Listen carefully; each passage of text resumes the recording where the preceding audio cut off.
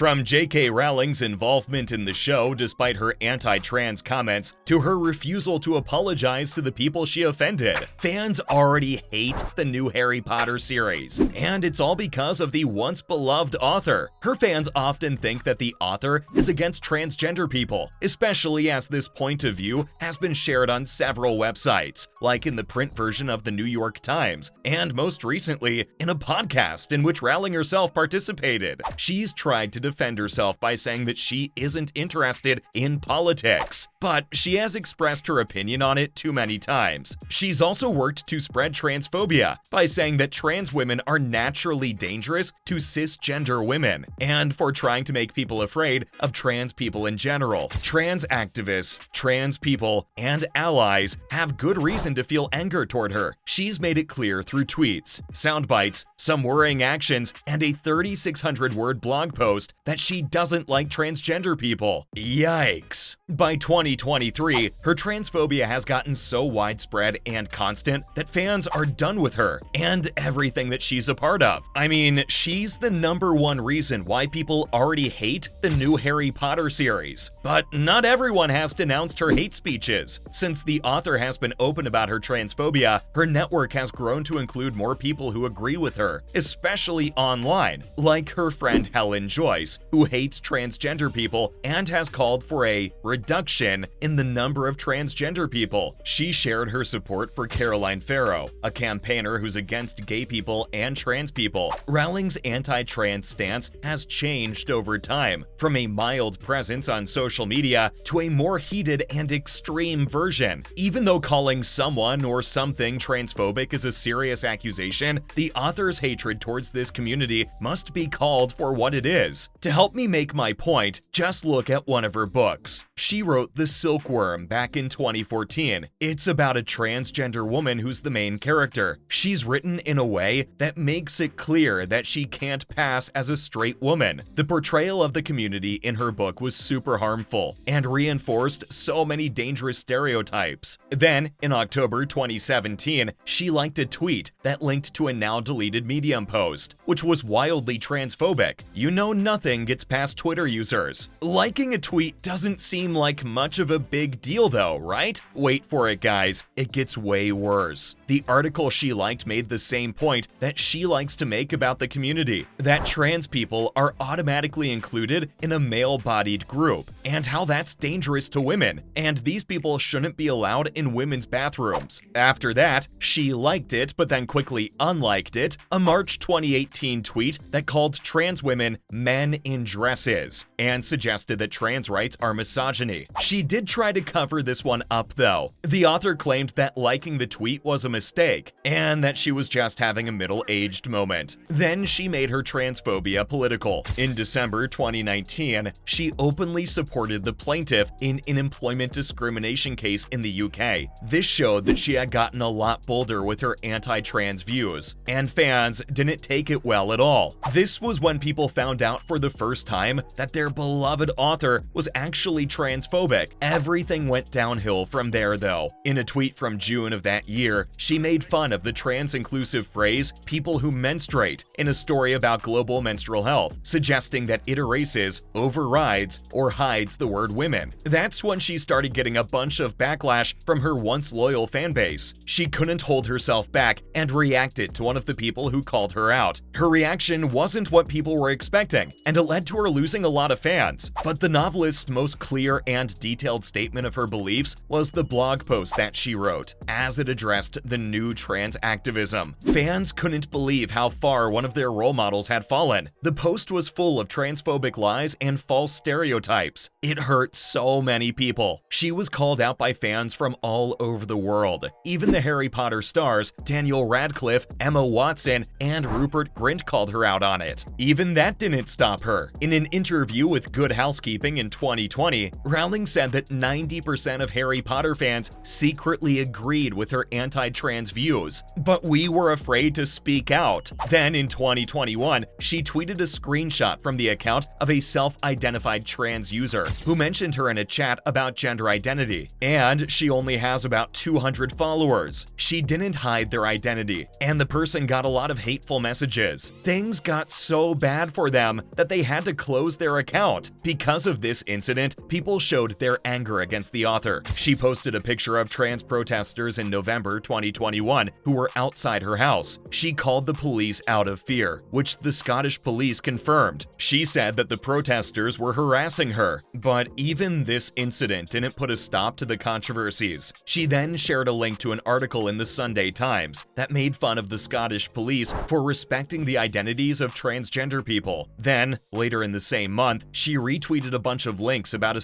assault committed by a trans woman in March 2022. Rowling used this one incident to suggest that all trans women shouldn't be allowed into public spaces for women. Then, in a series of tweets on International Women's Day, the author made fun of Voldemort and language that includes both genders. She jokingly said that the holiday should now be called She Who Must Not Be Named Day. She even sent out her support for a British lawyer, Alison Bailey, who won part of a discrimination case in which she said she was treated unfairly because of her ideas on gender essentialism. During the case, Rowling sent out tweets asking her fans to give money to Bailey. That's when people had enough of her hate speech. She was finally canceled by the internet. The author tried to get ahead of the backlash, but fans weren't having it. They denounced the Harry Potter-themed game called Hogwarts Legacy because she was involved in it. She also very proudly showed her support for a center for abused women that didn't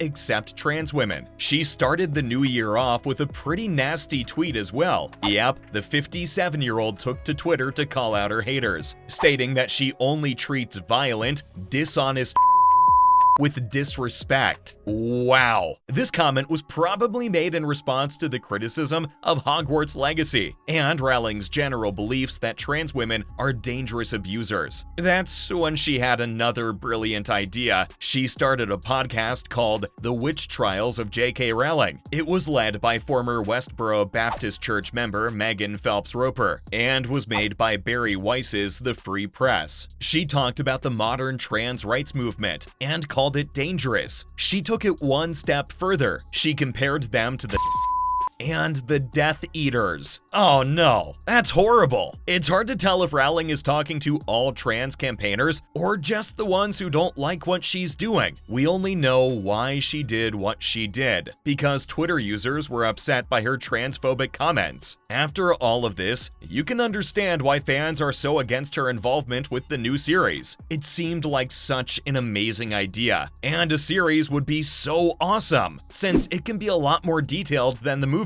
But it's 2023, and fans don't stand unjustified hate. With that being said, that's all I have on why fans hate the new Harry Potter series already.